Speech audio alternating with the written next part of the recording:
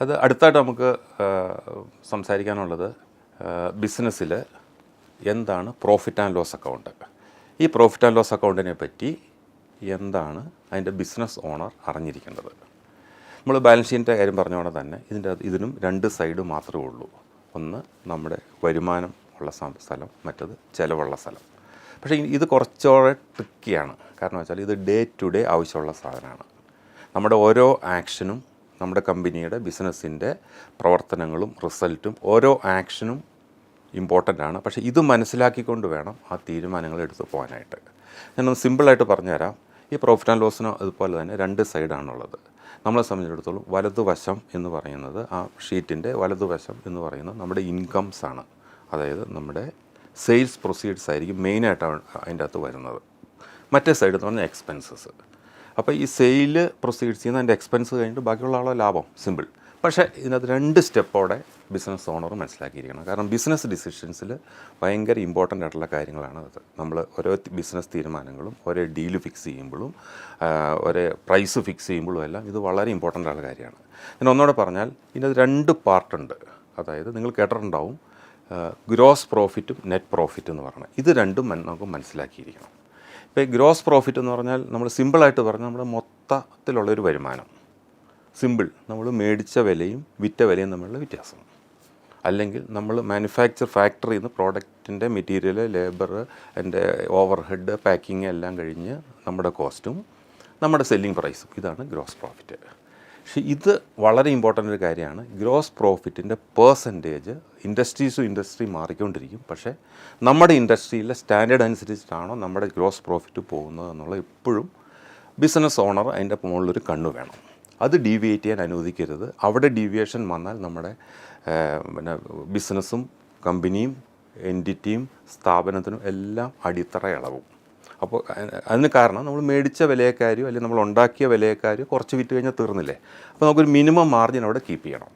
അത് industry to industry അനുസരിച്ചിട്ട് ഒരു 10 to 20, 30, 40% ഒക്കെ പോകുന്ന ഇൻഡസ്ട്രീസ് ഉണ്ട്. അത് ഇൻഡസ്ട്രി ടു ഇൻഡസ്ട്രിയാണ്. എന്തായാലും സ്റ്റാൻഡേർഡ് നമുക്ക് കീപ്പ് ചെയ്യണം.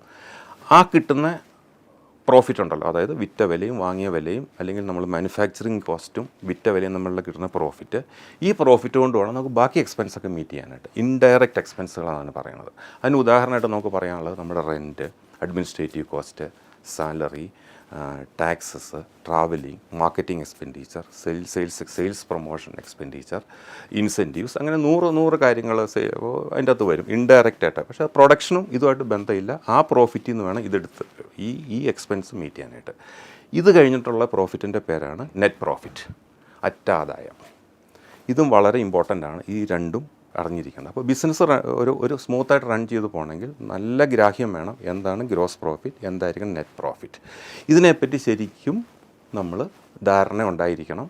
അപ്പോൾ ഞാൻ മറ്റേ ഇതിൽ പറഞ്ഞ മാതിരി നമ്മളിതിനെപ്പറ്റി നമ്മൾ അക്കൗണ്ട്സ് ഡിപ്പാർട്ട്മെൻറ്റിൽ നിന്ന് നമ്മളിത് ചോദിച്ചു മേടിക്കണം. എന്തായിരുന്നു കഴിഞ്ഞ മാസത്തെ ഗ്രോസ് പ്രോഫിറ്റ്, കഴിഞ്ഞ 2 മാസത്തെ എന്തായിരുന്നു, ക്വാർട്ടർലി എന്തായിരുന്നു കഴിഞ്ഞ വർഷം എത്രയായിരുന്നു. ഇത് ക്ലിയറായിട്ട് നമ്മുടെ കയ്യിൽ വേണം. അല്ലെങ്കിൽ നമ്മുടെ പിടി അവിടെ വിട്ടുപോകും. ഇനി ഈ പ്രോഫിറ്റ് കണ്ടുകൊണ്ട് ഞാൻ ക്യാഷ് ഫ്ലോയുടെ ഇതിൽ പറയുന്നുണ്ട്. എന്തായാലും ഞാൻ പറയുകയാണ്, ഈ പ്രോഫിറ്റ് എന്ന് പറഞ്ഞ സാധനം നമ്മൾ കാണുമ്പോൾ ഈ പ്രോഫിറ്റ് നമ്മുടെ കയ്യിലില്ല. അത് എവിടെയാണോ എന്നുള്ളത് നമ്മൾ കണ്ടുപിടിച്ചുകൊണ്ടിരിക്കണം എപ്പോഴും. നമുക്ക് മുഴുവൻ ക്യാഷ് ട്രാൻസാക്ഷൻസ് ആണെങ്കിൽ സംഭവിച്ചു.